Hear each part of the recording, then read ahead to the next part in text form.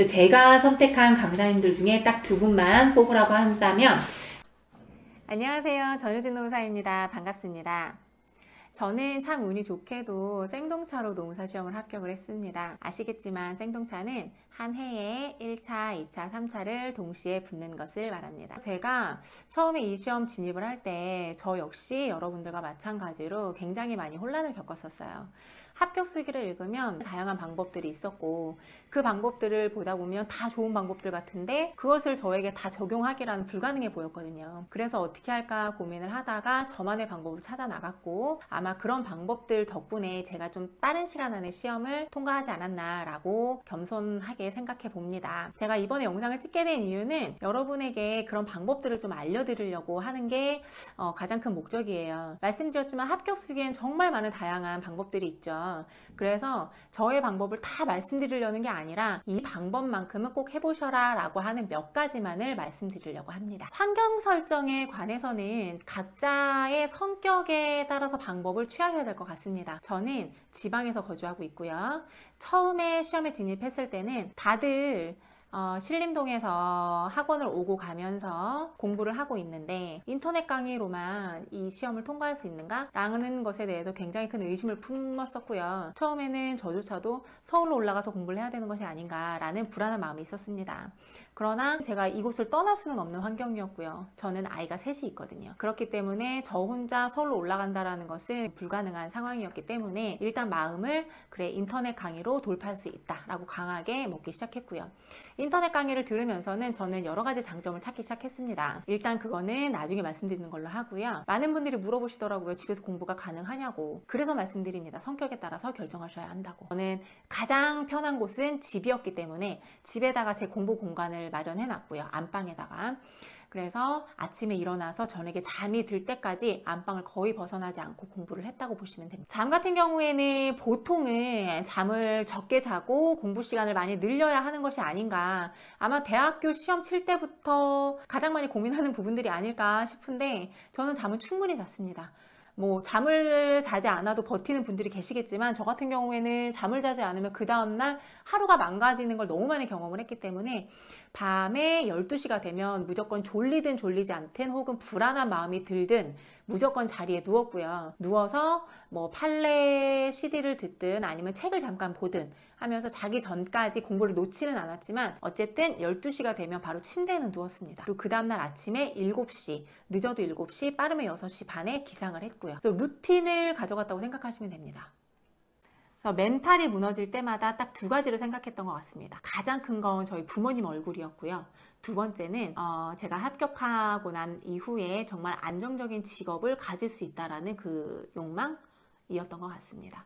그래서 여러분들도 이제 시험 진입하셨을 때는 그렇게 멘탈이 흔들리실 일이 그렇게 크게 없을 거예요.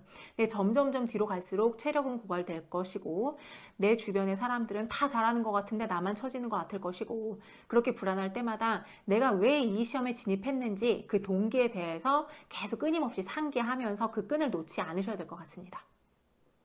저는 10월 중순에 이 시험에 진입을 했어요. 영어 시험이 먼저 필요하잖아요. 그래서 영어 시험 같은 경우에 전 GTLF 시험을 봤거든요. 그래서 시험을 준비를 하고 9월 달에 시험을 쳤고 9월 말에 성적이 나왔어요. 그 다음에는 이제 강사 선택, 학원 선택, 이런 것 때문에 한 보름 정도를 허비를 했던 것 같고요. 그래서 정확히 노무사 시험을 준비하기 시작한 거는 10월 중순부터입니다. 그런데 딱 진입을 하고 나서 봤더니 이미 GS 연기 강의가 시작을 하고 있더라고요. 노동법 같은 경우가. 그래서 그리고 저는 앞서서 말씀드렸지만 인터넷 강의를 수강을 했습니다. 그렇기 때문에 중간에 들어갔어도 인터넷 강의로 이미 쌓여있는 강의들이 있었기 때문에 그 강의들을 최대한 빨리 쫓아가려고 노력을 했고요. 그래서 버겁기는 하지만 전 초반에는 좀 재미있었던 것 같습니다. 강의를 듣는 것이. 그래서 계속 강의를 들었고요. 11월 말쯤에 아마 GS 연기가 전체적으로 한 바퀴가 끝났던 것 같아요. 모든 과목이. 그래 놓고 나서는 이제 저는 1차 시험도 봐야 했기 때문에 1차 시험에서는 무엇이 나의 발목을 가장 잡겠는가를 고민해 봤을 때 민법이었던 것 같고요. 그래서 민법 개강을 언제 하지 알아봤더니 다음 연도 1월 달에 개강을 하더라고요. 근데 저는 좀 불안했어요. 제가 1월 달에 강의까지 듣고 이걸 쫓아갈 수 있겠는가. 왜냐면 2차, 1차를 병행을 했어야 되니까요.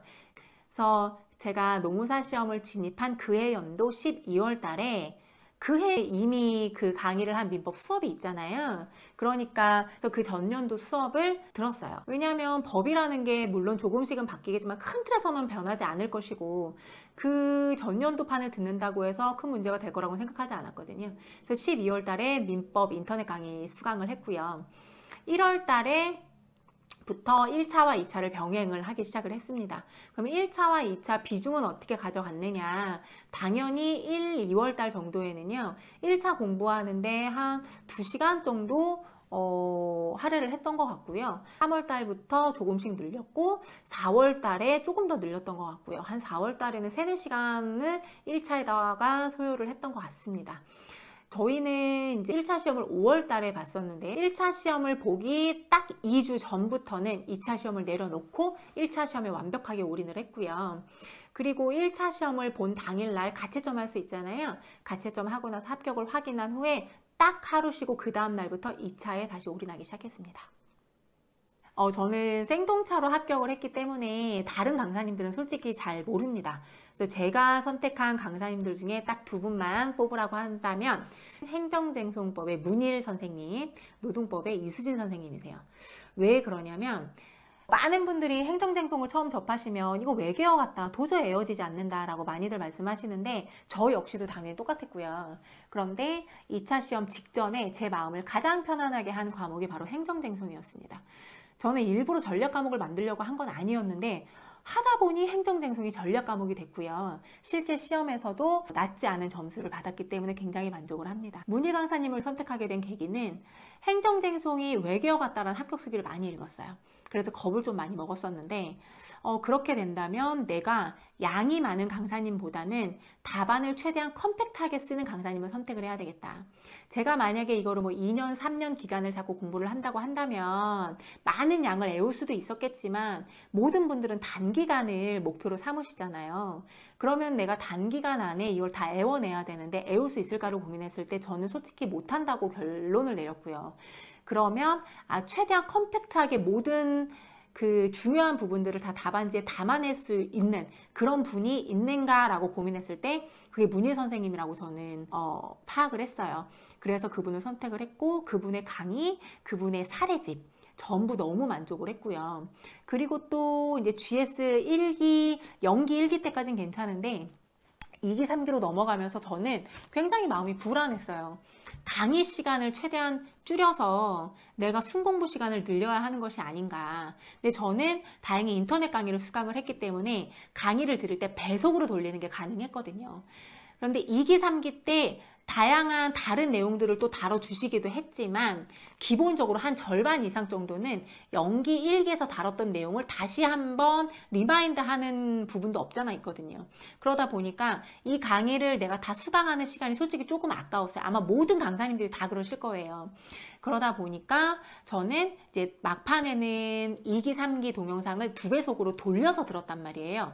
그런데 문일 강사님은 딕션이 굉장히 정확하세요. 성우를 해도 괜찮으실 것 같아요.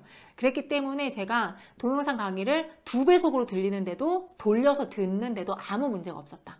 그래서 제 순공부 시간을 정말 많이 확보해 주셨어요. 그래서 정말 감사드리고, 그리고 두 번째 이수진 강사님 같은 경우에는 양이 정말 많았던 것 같아요.